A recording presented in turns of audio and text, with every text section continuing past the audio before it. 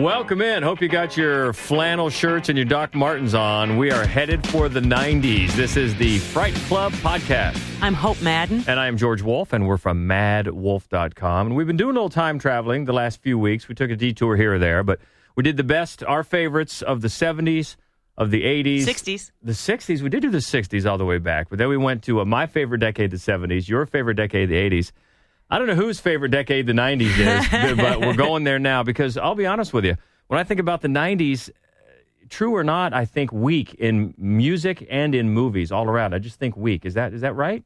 Well, you know what? Of course, they have the Nirvana and the grunge, which was great. Oh, yeah, there is some, but overall. No, you're right. The Slim Pickens in films as well. We had a lot of, what's interesting to me about the 90s is a lot of big studio Oscar nominees, which we hadn't seen anything like that since the 80s. A lot of future giant mainstream directors dabbling in horror. And then really a resurgence in independent horror movies and the first of the big foreign influenced horror movies. So it's if you look, you're going to find some great films there. Yeah, I think that probably is the way, as you pointed out, with music as well. You get in there and you find some good things. Right. Nirvana in between and the boy bands. Yeah. But when I just think of it really quickly, I just think, it's kind of a letdown in music and in movies. But not all the way around, because we've got at least 5 and a few more to talk about for our favorite horror films of the 90s. And by the way, thank you for the feedback for all of this. Keep it coming. But for last week, when we talked about the 80s, we thought we might get some feedback, and we did.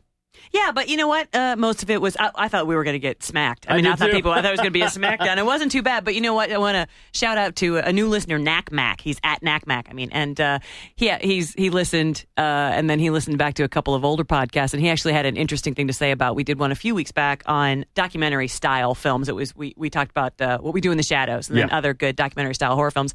And he did bring up one that we neglected to mention. That is a good one, actually. It's called Lake Mungo. Kind of a ghost story. Sad, actually. It's kind of a sad movie, but yeah, spooky where it needs to be spooky, and it really is a compelling film. Keeps you interested. So if you have not had a chance to see Lake Mungo, you should check it out. And thank you for that thought, Knack. Yeah, as always, thanks for the feedback. Thank you for being kind, because I'm with you. I thought we were going to get it because we expressed our disdain for a few movies, The Fog, and some others. But no, thank you for that. And as always, please reach out. Keep the conversation going. On Twitter, we are at MaddWolf, MaddWolf. Okay, so like you said, it was a good point when you talk about the 90s. There's a lot of big studio, big budgets, big directors. So when we were talking about number 5, there's really a few, maybe many films that could have been here. But if you think about it, so there are a handful that were nominated for Oscars, but also what I think is interesting, there are some big directors who would go on to be huge mainstream directors who, so Fincher made Seven, which I love. Seven is a great movie. Of course, From Dusk Till Dawn, Tarantino. Yeah. Adrian Lyne did the very popular Jacob's Ladder. It's borderline horror. It's not really horror. People love that movie. But I think I maybe don't like that as much as a lot of people. You're right. It's kind of become a cult favorite. I think I like it okay. I like it. I do. I like it. I'm not sure I call it a horror movie, but I do like it. It's one of those in-betweens. You know, another one that I'm not sure I call a horror movie, and actually I don't care for, but has a huge cult following, is a movie called In the Mouth of Madness. Yeah. People love that movie. Yeah. And it's interesting, and it's got that, but the reason that it reminds me of Jacob's Ladder, you feel like you're trapped in a dream. You're trapped in a nightmare and you can't get out of it, which they both have that in common. Yeah, I'm with you. I don't know if I would be full-on horror movie for that one either, but it has those elements. And then another one, which I know you love, that I don't think is really a horror movie, but certainly was huge and important in that decade, was The Sixth Sense. Yeah, I guess I do like it a lot. I would be hard-pressed maybe to call it a straight-up horror film, because I mean, it's a ghost story, but it's not... it's a ghost story, but it's also kind of it has those almost crime mystery elements to it. Sure. Until the big twist. And of course, because of that big twist and all the hype surrounding it over the years, and also because of the incredible downfall of M. Night Shyamalan. Yeah. What happened to him? Right. It kind of maybe people dismiss it after all these years, but still, remember it's that. Good. No, it is a good movie. It is a good movie. It is a good movie. And just, boy, remember the fever that got? Oh, yeah. Just people saw it repeatedly. Repeatedly. You know, so, but here's another one. Great big, huge movie, big director, Oscar nomination. This is the one that almost made it but didn't make it. Misery. Yeah. Our First Movie Date. That's right. Right? Right. And it set the Tender tone for a love whole story. relationship. A tender love story. Actually, that has been making the rounds on HBO or some channel that I keep clicking by, and I always do it right at the hobbling scene. Oh, yeah. It seems like I always come up in the hobbling scene. But yeah, that's one of those, and she won very deservedly so. Oh, yeah. Kathy Bates couldn't be better. Oh, well, perfect. I mean, you go on, you'd realize later in her career, she's just brilliant. She's just a brilliant actress. It came out of nowhere, really, in that one. She was so perfect and in that one of the very best adaptations of a Stephen King book or story. Absolutely. Yeah, so a lot of different movies could have been in there, but at number 5 for the 90s, we're going to go with this one. Counselor? Counselor? Could you be there? Could you be there? You know that voice, Counselor. Robert De Niro, the 91 version, the remake of Cape Fear. And boy, all you got to do is hear that voice. It's just chilling. Oh, my God. Well, I mean, and so Oscar nomination, and speaking of major directors, right? No, Scorsese, major. Decides to do a remake, which this was the first remake he did. And what a great job. Because the original, is super creepy and very, very effective. But the remake is so much more lurid. It's I remember when we saw it, and Juliette Lewis goes down into the like sort of school's theater room, and we both were like, "Don't go!" We were like, "Oh God, don't go!" It was it's very effective, very well acted. Oh yeah, the cast, of course, everybody's in it. Nick Nolte and Jessica Lange, of course, and even a nice little touch, a nice little tip of the hat to the past with Robert Mitchum having the small part in it. That was nice, but the whole tone is so noir and so 40s, 50s, and it's great. It is. How he pulls it off. And De Niro is just pitch perfect. Right to the end when he's speaking in tongues and everything. Just chilling. And you mentioned the scene in the schoolroom there, the drama where she sucks his finger or his thumb, whatever. Yeah. God. It's just so. Oh, and then how about the one when he just brutalizes Ileana Douglas? Oh my God. Yeah, so brutal. It's a terrifying, horrifying. And think of all how Scorsese directed it, remember all the quick cuts and quick zooms and boom, boom, in and out, and it just had that throwback feel, but really yet that feel of just impending doom. I mean, you knew from the first scene when he's laughing in the movie theater with all that smoke, it's slow and steady, but it's coming. Yeah, Even Max Cady. Max Cady. That's one of the things when you can remember a character's name forever and ever. Yeah. That they've created a good character. Travis Bickle. Yeah, Travis. Max Cady. That's right. Robert De Niro's involved in a lot of these. And by the way, Rupert Pupkin. I hope you get cancer. That's a great one. King of comedy. Not a horror movie, but funny and great. And by the way, too, if you didn't hear, thoughts out to Juliette Lewis, her father, Jeffrey Lewis. Longtime actor, character actor, all those Clint Eastwood movies, and he passed away over last week, I think it was. So I was sad to hear that, but she was great in this movie. She was so good. She was so annoying. She was a teenage, 15-year-old teenager. Exactly. Oh, she was perfect. Yeah. It's just a great one. And one of the the big giant studio productions of the early 90s, which is reminiscent of the 70s, and was fun. It was fun for the big blockbuster movies to be the kind of movies I wanted to see. But if we move forward, once again though, before we get off Cape Fear. I knew you were going to say it. I knew. Since last week, we talked about The Shining. The Simpsons, can you tell how much we love The Simpsons? Oh, my God. Also did a pitch-perfect parody of Cape Fear, which, you know what, if you haven't seen it, I'm laughing just thinking about it. Yeah, it's insanely funny. Up. Oh, my, the Thompsons. It's the Thompsons. It's Sideshow Bob, is after Bart again, and they parody Cape Fear in such a brilliant way. Oh, it's great. It is so great. One of these days, we're just going to do a show about The Simpsons, a podcast about the horror movie, takeoffs that The Simpsons have done. So all great. So number 5, Cape Fear. So now move on to number 4. What I was going to say about number 4 is that it was one of the films that, after the early 90s, all of the big blockbuster movies, then it was just nothing. It was just a dead decade until Wes Craven reimagined the genre yet again. Someone is playing a deadly game. It all began with a scream over 911. Someone who's seen one too many scary movies. Now he's taken his love of fear Hello? Hello, Sydney. one step too far. Do you like scary movies? What's the point? They're all the same. Some stupid killer stalking some big-breasted girl who can't act, who's always running up the stairs when she should be going out the front door. It's insulting. Yeah, Scream from 96. And that's another one. So many movies, horror and otherwise, get watered down because of all the sequels. And you forget, case in point, say a Rocky or any of those. Right. You forget how good the first one was. Right. Truth is, the first sequel was pretty good, too. Yeah, it was. But then it just got, the thing that Scream did, first of all, it took a bunch of very highly recognizable TV personalities and put them in a movie, which then every film after that did. And that was also meta, right? So Wes Craven, what he did was... embraced every horror cliche, but he did it from the inside out. He invited you inside to look out at these, and so he was just pointing it out to you that you are relying on this horror film cliche, so that he could just upend that and not go where you expected him to go. It was and it was funny, and of course. Was fun. It was fun, but it was a horror. It was a slasher. Yes, there was a big knife. People were being. Drew Barrymore didn't fare well. Right. It was Ghostface Killer. Oh yeah. Yeah, it was. It was so fun and so smart. And it just shows, Wes Craven still, he had his finger on a pulse there.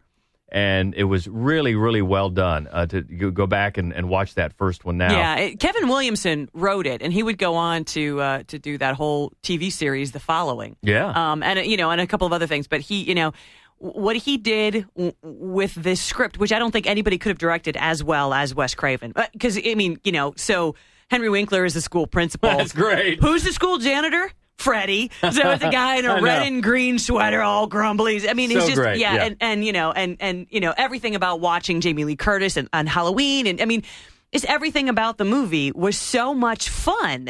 And the first time you saw it done, it was, and that's what makes it work. That's what made it work. It was the first time. It has been done to death since then, not just in sequels, but in copycats and in everything else. But it was just. And Matthew Lillard, what a freak. I know. He was so great in that. Skeet Ulrich, really, really good in it. And another thing it does, on a lesser scale, but still, it does, has a sort of a social commentary on the state of TV news and the state of journalism. I think that's true. It does, a little bit, with the ambulance chasers and everything else in the tabloid style. Not as much, because that is not the point of this movie at all. But they have a little fun with that in Courtney Cox's character. Yeah. And that's at least a little bit part of it. But the main thing, like you said, it's meta, it's inside, it gives a whole nother way of looking at the genre, because what's brilliant about it, one of the many things, is they just come out and say, I forget the one guy's name, the one character, he says, these are the rules. Yeah, exactly. These are the horror movie rules. That's right. You can't have sex. You can't say, I'll be right back, and things like that, because yes, anybody who's seen all those horror movies knows that from way back. Oh, sure. Yeah, they just had sex. He's getting up to go, he's sure. dead. Oh, sure. So that in the 20 years almost since then, it's gotten to the point now where if you see a horror film that employs no irony, it's refreshing. It's like a nice change of pace, because that was so successful and it was such a fun way to do it that 65 to 70% of every horror film since there has kind of done the same thing. Yeah, and think about that. That came out in 96, and still today, every Halloween, what do you see? You see those masks. It's true. You still do, but kids who probably don't even know what they were from. But they're effective. It's a good mask. Yes, it's a good mask. and a nice combination of fun and scares. Yeah. Because, as you said, it is slasher. It is. People get slashed. Yes. So, that's a good one. Number 4 on our list, the best of the 90s, the original Scream, which moves us up to number 3, one that we've talked about before, and one that I think has become maligned over the years, but I still think is great. One of you has got to have the map. No, I don't have the map. We gave it back to you after map check yesterday. You've always had the map. I know, and I've always had the map in the same place, and if it's not there, one of you had to have taken it. All I want to do is get out of here, man. I'm not fucking around. That's all I want to, man. Let's go. No, you want to stay here. You want to film rocks. You want to look around. You want to fucking, Let's go. get this. You want to get that. Which way are we walking? That way. Dude, we're in the middle of the fucking woods. I gave you back the map, Heather. I gave you the map. I gave you back the map. I don't think she has the map. No, I'm pretty sure she does not. It's the Blair Witch Project. from 1999. And we've actually talked about this a couple of times now. And we have. And it's true, a lot of people hate this movie. And as I've said in previous, it scared me more than any other film I've ever seen because it speaks to all of my own personal fears, which is one of the things and a lot of people have those fears. Well, one of the things about horror films is very much like things about comedies, is that either it scares you or it doesn't. Either you think it's funny or you don't. Exactly. Comedy and fear, I mean, humor and fear are such personal things. They are. I've seen internet, Facebook arguments about what is funny that rival political arguments. Yeah, it's true. I mean, I'll take me for, when I see people saying that they don't think Will Ferrell is funny, I go, well, then what is funny? You've been struck in the head. I think he's hilarious, obviously. Right? But then other people think the blue collar comedy stuff is funny, and it has never made me laugh ever. So it's kind of the same thing here, as you said. If you don't think, and that's the main, I think, complaint, even from the beginning, people had about this movie. That's not scary. Yeah. Okay, if it doesn't scare you, then I don't know what kind of horror movies you like, but fine. So I can see that if it doesn't scare you. Absolutely. But if you buy into this premise, and it takes a certain suspension of disbelief, and you have to, obviously, especially for someone in your mentality, because you hate the woods so much, you put yourself in their position. Yeah. You're lost in the woods. Yeah. You're getting out, and it was, for me, still very effective, because I've thought in so many films, what is the scariest, of course, is what you don't see, what you imagine. Absolutely. And they don't show you much at all, but they give you a little bit here, a little bit there. And I still think it's extremely effective. And it's an important film however you look at it. Not only did it, well, obviously, it took a few years for it to take off, but it basically started the whole found footage phenomenon, which I wish would die. We are very tired of. But also, it reinvigorated independent cinema, like no film before it or since. Sheer profit, my Lord. It was, at the time that it came out, by far the most profitable film ever released, because it only cost them like $30,000 to make, and it made hundreds of millions of dollars. So it was a very important film, whether you enjoyed it or didn't enjoy it.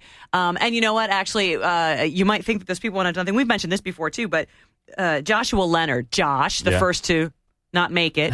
He's in, it comes out, I think, this week on DVD. He's in the remake of The Town That Dreaded Sundown, which I actually review for Screen Relish. So if you hop over to Screen Relish, you can see my review of that DVD this week. Yeah, he's actually had a considerable amount of projects. I believe he was a semi-regular on Bates Motel's TV show, which we don't watch, but we probably should. I have to assume that we should watch that show. And he's gotten certainly more credits than the other two. Mm-hmm. Heather did maybe a movie. Was she in that Loser with Jason Biggs or one of Boys and Girls with Jason Biggs? Okay. And she's and been then in Mike, a few. I don't know what happened to Mike. Actually, I looked him up today. He has a few. Has? Yeah, okay, he has a few. Good. Not as many as Josh, but he has by far the most. I think the last time I saw Heather, she was, seriously, I'm not joking, doing an ad for Steak and Shake. Yes. So, yeah. Okay. Somebody hire her. Yeah.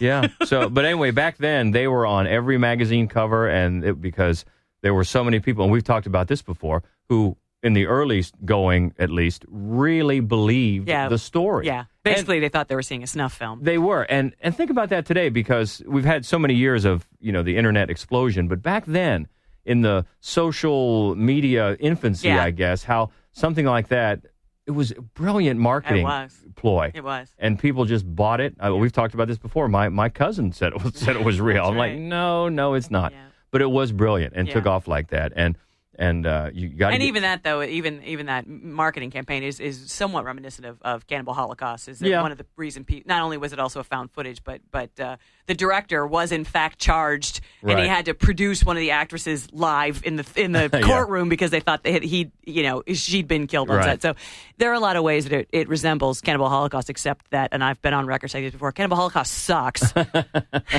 It's not good. We'll leave it at that, But still, I think an effective movie. If you kind of have to today view it and forget about what's happened since, I think, and just respect it or appreciate it for what it is and what it was at the time, because I think it's still well made, especially for that shoestring budget. Yeah, all the way up till the very end, and he's standing in the corner, and you just see him for a split second, and that makes it all the better. Yeah, because all the creepier. Yeah, exactly. We don't want to be told anything more. So, but it did. You're right. It opened up the way for independent movies. You know what else I think? So then, independent horror films were a big deal, starting up again in the 90s. They really had not been in the 80s. Tremendous. And then the other big thing that happened in the 90s that you really hadn't seen for a long time is the influence of foreign horror movies. And there are a lot of great foreign horror movies in the 90s. Cube, we were talking about that. Canadian film Cube. Peter Jackson's Dead Again. Oh, he also did The Frighteners, which has some fun to it. It is, but that was an American film. It was a studio film, and he made Dead Again. It was his last big horror film that he made in New Zealand, and it's the best one. It's the most competently made film. It's the bloodiest movie in the history of the world. Oh, it's not true. No, that's true. Evil But Dead. it's pretty damn bloody. Very interesting use of the lawnmower blade. It's just I love that movie. It's a ton of fun. But I think that, and then of course, and we've mentioned this one before. Michael Haneke's Funny Games. Yeah. The German language version of that came out in the 90s, 97, I think. And that one too, just to go off, that one too has a bit of a, I don't know if meta is the word to use, but it really involves the audience, maybe in more ways than you're comfortable with. If you haven't seen it, I'm not going to give it away. And the American remake, which was not in the 90s, but... Yeah, it was almost 10 years. It was about 10 years later. Yeah, still very worth seeing. Oh, my God, You're basically seeing the same movie, except it's done in English. Right. But still very, very well done, and I'll see anything that guy makes. Oh, my God, whether it's horror movie or anything else. But, yeah, Funny Games, that can be a tough watch. Yeah, it's a great movie. Remember, there was another movie critic friend of ours here that we know who just hated it. He did. Hated I think he gave it 1 star. He hated it, and we were not happy with that review. Because we do not hate it. Although, it's tough. It can be a tough watch. Yeah. But the foreign country that had the most influence then in the next decade or so was clearly Japan. And Ringu, for example, that was a huge phenomenon. Oh, yeah. But there was a lot. But then so what I'm getting around is that we looked at a lot of different foreign horror movies that we wanted to talk about and think about. But the one that made the list, easily my favorite, I think yours as well, is this one. And you might be thinking to yourself, why are you playing My Chemical Romance? Well, there's two reasons for that. One, Audition is the movie, and it's a foreign film, but... So you wouldn't be able to understand what they were saying anyway. If you check out the video to this song, which is called This Mirror Is Not Big Enough for the Two of Us, I think that's the correct title. The video, it just goes along with the movie Audition. It's like half performance video, and then it's interspersed with their recreations of scenes from the movie Audition. So well done, nice. Whoever directed that, directed that video. But yeah, Audition, I love it. It's set up. The audition is actually a fake audition to get this guy a girlfriend. Yes. And the girl... His deception is repaid. Yeah. Was that the tagline? Because it should have been. His deception is repaid big time. It is chilling. It is so uncomfortable. It's torturous. They've got the great scene with the moving bag. Oh, that burlap sack. Woo, that sack. Keep an eye out for that burlap sack. And then with the foot, and yeah, it's really well done. And didn't we hear, maybe I'm just talking about a fear of mine, didn't we hear about an American remake? I think and that it was scrapped. It was scrapped. Please no. I believe it was scrapped, so thank God for that. Yes, because we've seen what happens with Old Boy. Exactly. So don't do it. No. But this is a Takashi Miike film, and we're huge fans. I mean, he's great. He's not always great. He's made like 75 or 80 movies, and not all of them are awesome. But, Ichi the Killer, 13 Assassins, House of the Katakuris, that's a favorite of mine. Any kind of over-the-top horror musical, I'm interested in seeing one way or the other. Ichi the Killer is a very has a big cult following. Oh yeah, it's a great movie. Yeah. Gozu, that's another weird one that's really awesome. Sometimes I think Ichi the Killer gets more than Audition. Really. No, I think you're probably right. Yeah. I'm not sure. I would not call Ichi the Killer a horror film, although it's certainly horrific. But sometimes Miike's films are a little bit hard to pin down genre wise. Not this one. Audition is fully a horror movie. Oh, It starts off, it looks like it's going to be just a May December romance, and it's funny because the pacing and the music, it's kind of lulling. And if you're looking for a horror movie, you may not want to sit through it at first because you're thinking to yourself, come on, get somewhere. And then, it just builds this dread until there's a moment where everything turns with the burlap sack. And one of my favorite, there's a crime scene, and, this cop, we tried to recompose her body and we came up with 2 extra ears and a thumb. I'm like, that's just good police work right there. It's just so. And Asami is the name of the beautiful woman that he thinks that he wants to date. She will not be a good stepmom, by the way. And the thing about her is she's so, at least in the beginning, she's so that classic demure and petite. She's and beautiful and elegant and then what she can do with and you know what I think is so funny? I don't know what she's actually saying there toward the end, but it sounds for all the world like kitty, kitty, kitty, kitty, yeah, which only makes it creepier. It does. It's just creepier. She's magnificent. I'm really not sure how you pronounce her name. Ihai Sheena is what it looks like to me, and I apologize for no doubt slaughtering that. But wow, she's great. She is. Yeah. And we're going to have to do a countdown one day of the best female villains, and she's clearly going to be on there. Ooh. Yeah. I like that. Yeah. But yeah, Audition, and I think you're right for the Japanese horror films. Yeah. And there were a lot and influenced American films, not only from straight up remakes, but proposed remakes and try to copycat. Yeah. That they just can't. There's a tone there. Yeah. That is hard to capture. Well, I just of course think, you've got to have the long black hair in the face. You do. You got to do that. Yeah, that's a very important thing. Also, I just think Asian cinema is they have a history of extreme cinema that the States doesn't have. That's and true. So, they go places we don't go. I just think even you just start with just their straight up ghost stories. American ghost stories, European ghost stories, you're fairly safe. You're unsettled. You're Japanese, Korean, they'll kill you. They will eat you. They'll dismember you. They'll kill you. And so they just have it's just extreme cinema in a way that we haven't done here, which is one of the reasons why we very rarely do a good job. Although next week we'll talk about one that does. All right. Nice tease. Thank you. So now we're going to get to number one. And I should probably point out my favorite movie of all time. It rubs the lotion on its skin. It does this whenever it's told. Mister, my family will pay cash. Whatever ransom you're asking for, they'll pay it. It rubs the lotion on its skin or else it gets the hose again. Yeah, 1991, The Silence of the Lambs. And that's a good clip because you probably thought we were going to do the fava beans clip, but there's so many you could use. But that one, you've got Buffalo Bill. You could do, wait a minute. She a great big fat person. Oh my God. It's so well done. And we could go on and on and on for how well this is set up, how well it's directed, how well it's acted. There's that urban legend about Anthony Hopkins not blinking throughout the movie. He does blink. He blinks. But he's fantastic. Well, if you look on IMDb, this is not listed as a horror film. Yeah, it's listed as a drama thriller. Yeah, and that speaks volumes about Jonathan Demme's direction because it's a movie about a guy who eats human flesh, helping the FBI track down a guy who wears human flesh. This is a horror movie. Yeah, exactly. But, from the beautiful score to the muted colors to it's just so elegantly directed that you are a little hard-pressed to see it that way. Although, I don't know anybody who wasn't wildly creeped out by it when they saw it. And it's a movie that bears repeat viewings. Oh, yeah. And you can focus on different things, especially how he places the camera and how he places the point of view in certain scenes, which let you know who has the power here. Where are we looking? What angle it's just... Well, I think it starts right off with the interviews in the prison. Traditionally, the villain is shot from beneath, which makes them seem bigger, makes them seem looming, and also makes them seem unattractive, very unattractive angle, makes them seem ugly. Whereas the victim, or even just the audience's point of view character, is shot from above and makes them seem vulnerable and cute. Demme shoots Clarice Starling and Hannibal Lecter as not just they're the same height, they're shot from the same angle. Not only are they peers according to the camera, but in those first interviews you see both of their faces, one reflected in the window and one on the other side of the window.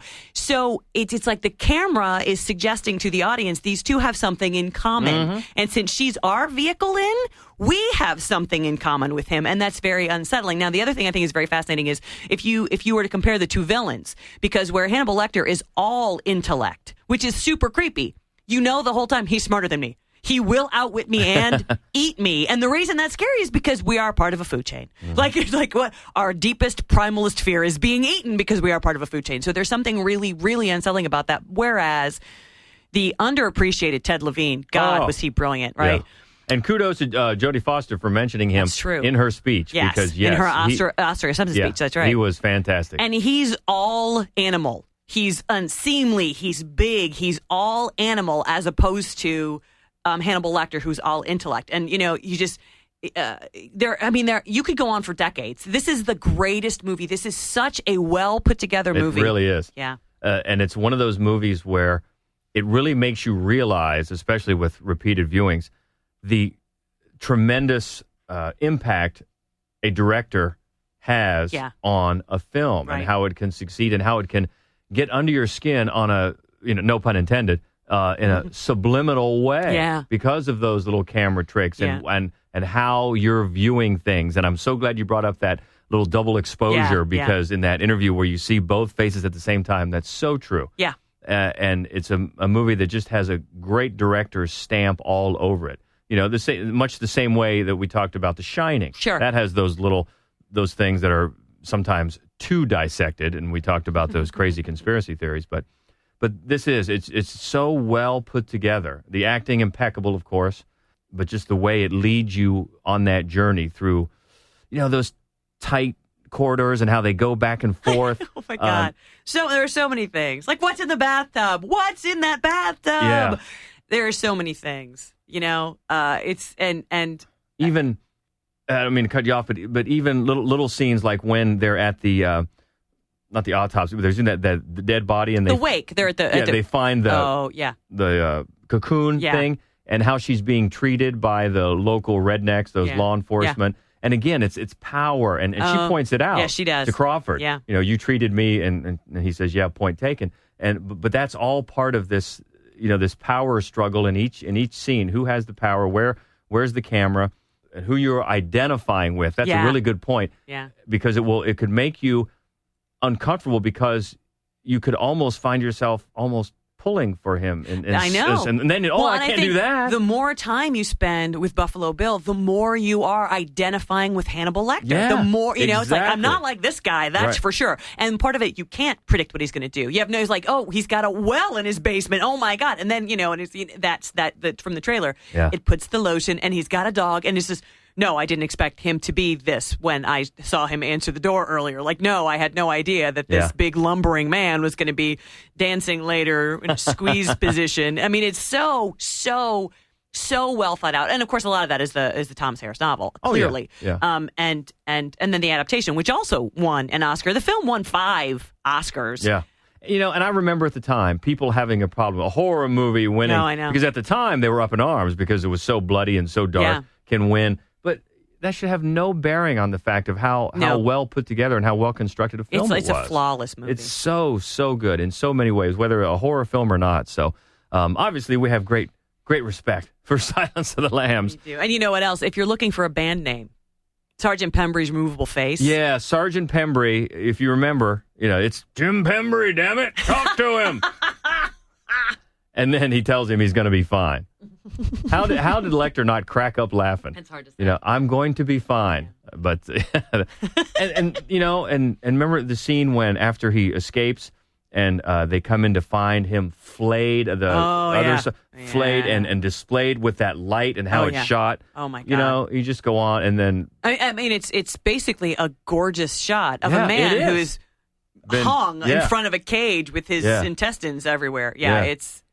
Jonathan Demme, it's top of his game. Such a great job. So at number 1 by a pretty good margin, I think, from the 90s.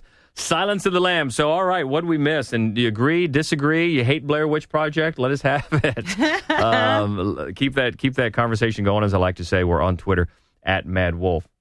You can also leave a message for us at goldenspiralmedia.com, which is they are kind enough to host our podcast every week. So you can leave something for us there. Full of plenty of award-worthy podcasters. That's right. For the podcast That's awards, right. Congratulations to everybody at Golden Spiral Media who won. Yeah, good for you. If you want to do it the old-fashioned way, we've also got a voice feedback line. Get your voice on this super cool podcast.